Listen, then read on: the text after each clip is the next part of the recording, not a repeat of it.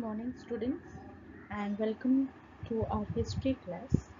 Today, we shall be learning a new chapter in civics, the Indian judicial system. The judiciary is a system of courts which interpret and apply the law.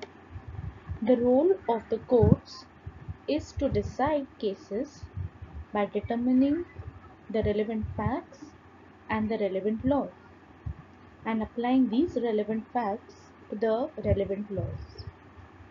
The Indian judiciary system or the Indian judicial system is totally managed and administered by officers of judicial service, unlike in the past when civil service officers were also part of the judicial system.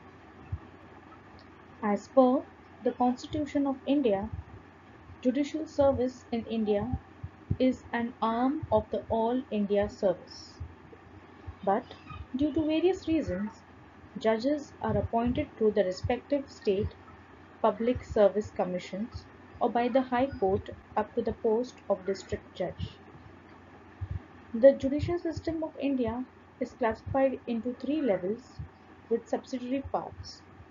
That is the Supreme Court of India, then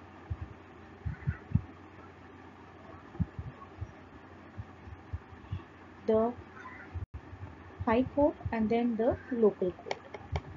So now let us understand this lesson more in detail.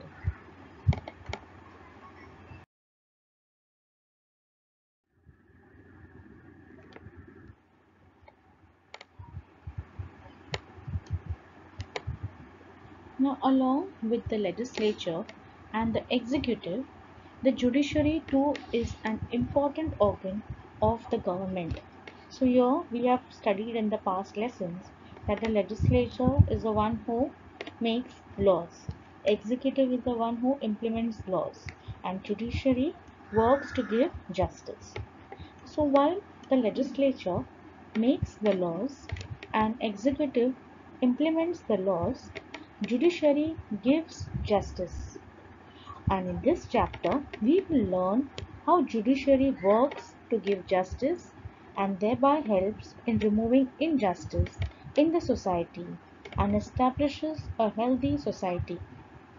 But before that, let us understand why giving justice is necessary.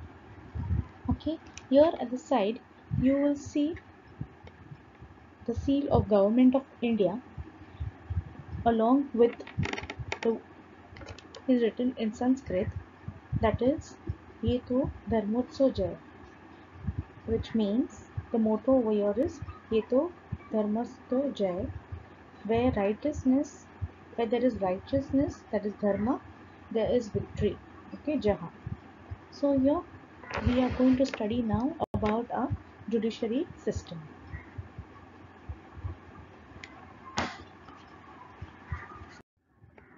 So opinions, thoughts, perspective, beliefs, faith, and culture differ from person to person. If people are tolerant, they can avoid conflicts. Okay, so if one has control over himself, if he is tolerant in his behavior, he can avoid conflicts that are fights. But if differences of opinion are very sharp, they may lead to conflicts. They should be resolved impartially and in accordance with the laws. For this purpose, an unbiased judicial machinery is required. Okay, sometimes the opinions are different and the opinions that are led are very much sharp, and this then leads to conflicts among one another. And these conflicts need to be resolved impartially and without any bias. And for all these purposes, we require a law which is equal for all. And for this purpose, a judicial machinery is required. Conflict of interest may arise between individuals and the government. Okay, they can be conflicts between the individual and the government, and a decision or law made by the government may seem unfair to people, and they may approach the court for justice. Okay, so if there is a decision or law made by the government which seems to be unfair towards the people, then they can approach or they may approach the court for justice. The government tries then to implement the objectives of social justice and equality laid down in the Constitution. Judiciary, through its decisions in certain cases or through active involvement, can support the government. The court can help to bring the weaker sections of society, women, children, differently abled, and transgender, into the mainstream of the society.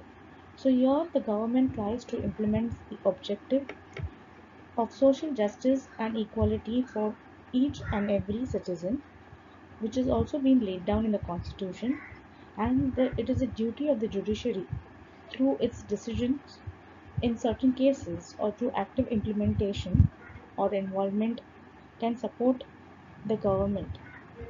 The court can thus help in bringing about weaker sections of the society, the women, the children, the differently abled and transgender, into the mainstream of the society.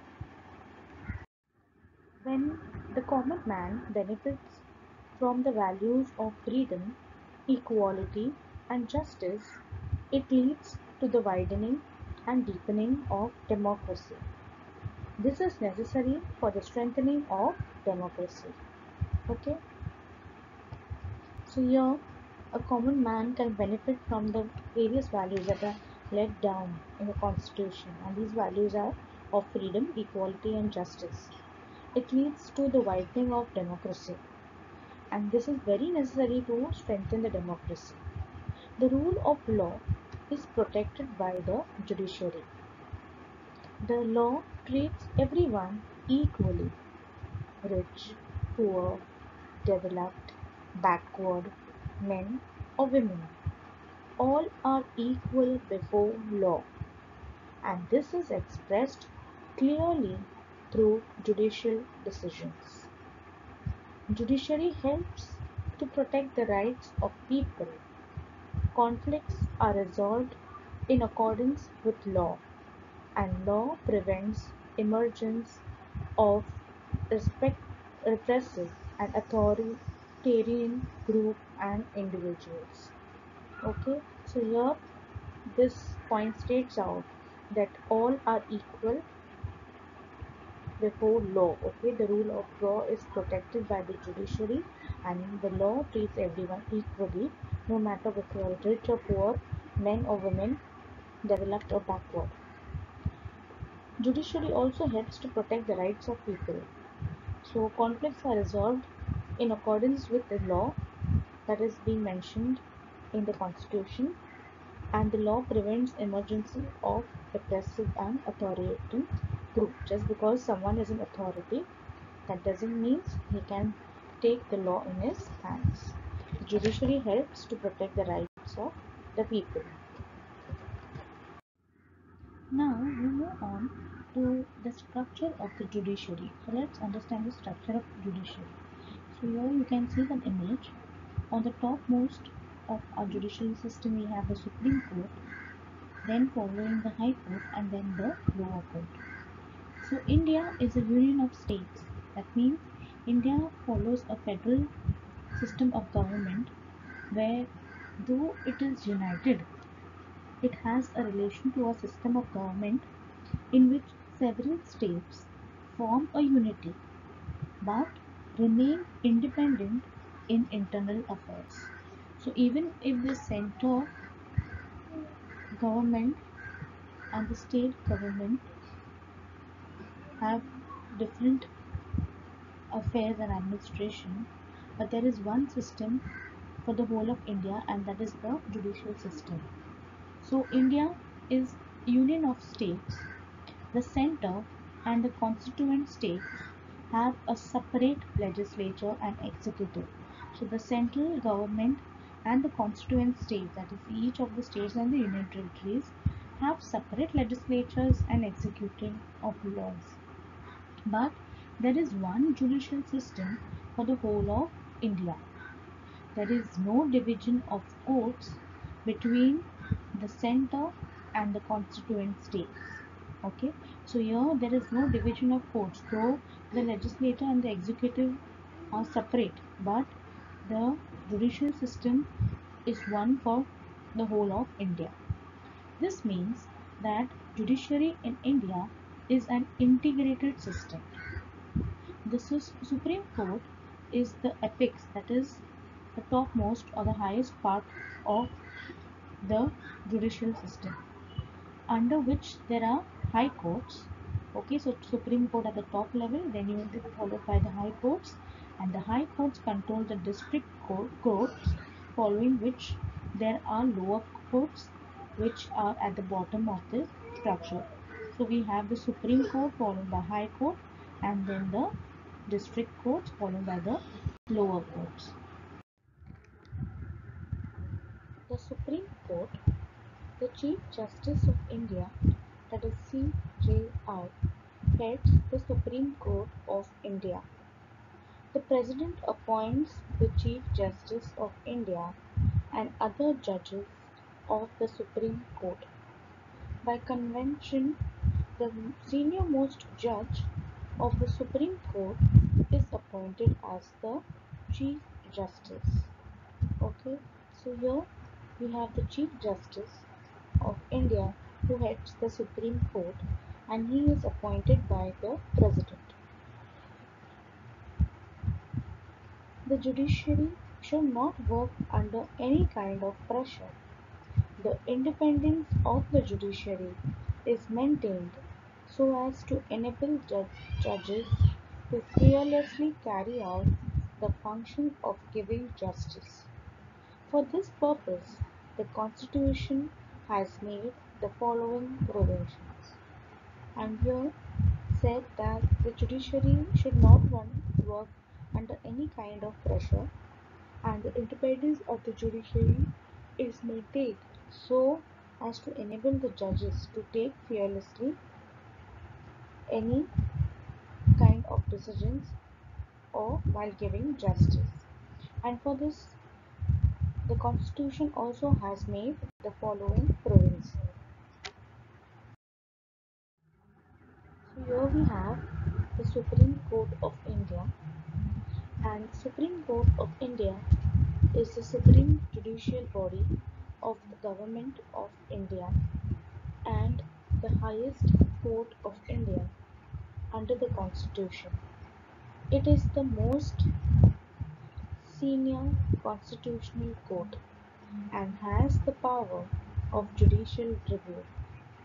The Chief Justice of India is the head and chief judge of the Supreme Court, and the court consists of a maximum of 34 judges.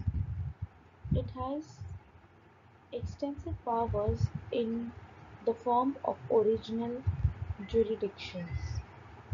It is regarded as the most powerful public institution in India. It was established on 1st October 1937, that is 83 years ago, as a Federal Court of India, and on 20th January 1950, that is 70 years ago, it was established as the Supreme Court of India. It is located at Tilak Marg, New Delhi, and the motto or the emblem of the Supreme Court of India states is Yeto Dharmasya Jaha, that is where there is righteousness, there is victory. It is authorized by the Constitution of India, and the judge term length or the retirement of the judges is at 65 years of age. Currently, we have Sharad Arvind Bobde as the Chief Justice of India since November 2019, and as the constitutional court of the country, it takes up appeals primarily against verdicts of the high courts of various states of the Union and other courts and tribunals. It also safeguards the fundamental rights of citizens and settles disputes between various government authorities as well as the central government. It acts like an adversary court and it hears matters which may specifically be referred to it under the Constitution by President of India. The law declared by the Supreme Court becomes binding on all courts within India and also by the union and state government. So here we have the Supreme Court of India, the image of the Supreme Court of India located at New Delhi.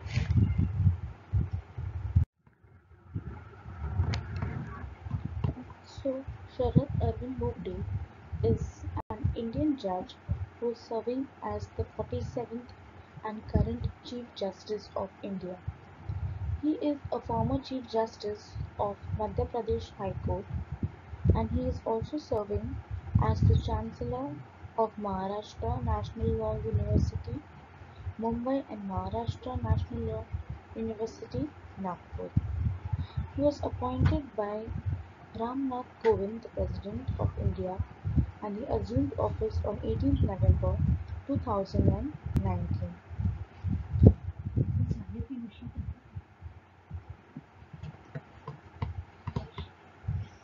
was born on 24th April 1956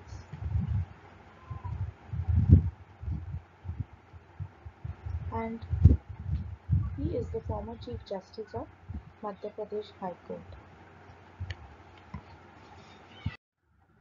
The Constitution lays down the eligible criteria for the judges. A legal expert or one having served as the High Court judge or an experienced advocate is considered eligible. Okay, so here for the eligibility criteria for the judge, Chief Justice or the judge of the Supreme Court, he or she has to be a legal expert or a one who has served in the High Court as a High Court judge or an experienced advocate. Judges are appointed by the President. This helps to avoid any political pressure. So the President appoints the judges of the Supreme Court to avoid any political pressure. Judges enjoying security of tenure. They cannot be removed from the post for tribal reasons or for political motives. The retirement age of judges of the Supreme Court is 65 years, while for High Court it is 62 years. So here, once he is appointed as the judge of the Supreme Court, he cannot be removed from the post for any trivial reasons or for any political motives. And the retirement age of judges of the Supreme Court is 65 years, while for High Court it is 62 years.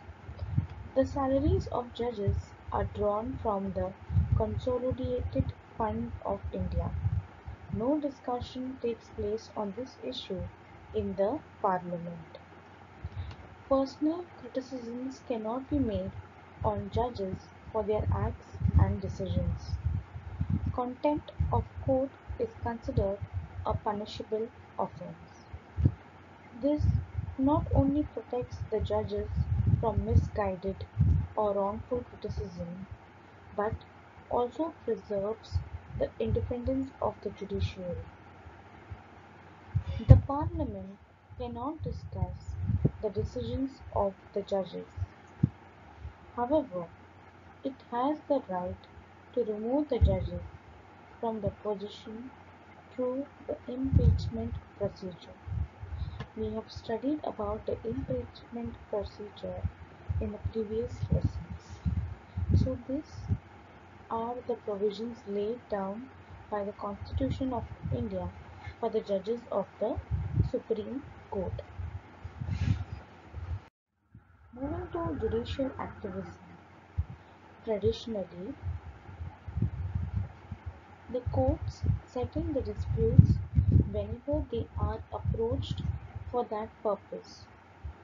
In last few decades, this image of the court has undergone a change and they have become increasingly active.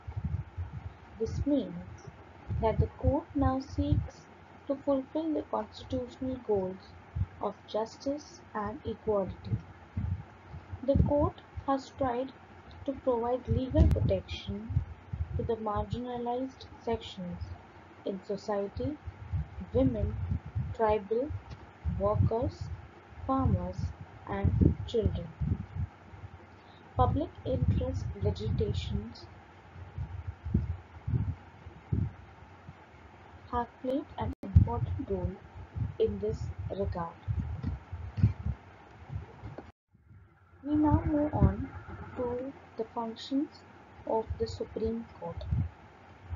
As a federal court, it has the responsibility to settle disputes between the Union and the states, between the states and the Union, and any state on one hand and one or more states on the other hands. Okay, so here the most important function is to settle disputes between the Union and the states, or between the states and the Union, or between any one state on one hand and the other or more states on the other hand. Second, it may also give orders for protection of the fundamental rights of citizens. Third, to review decrees and order of lower courts and also review its own decisions. In case the President asks for the advice of the court to understand the legal aspect in matters of public importance, provide the necessary advice. Okay, so here it also provides necessary advice in case the President asks for the advice from the court to understand legal aspects with regards to public importance. So these are some of the functions of the Supreme Court of India.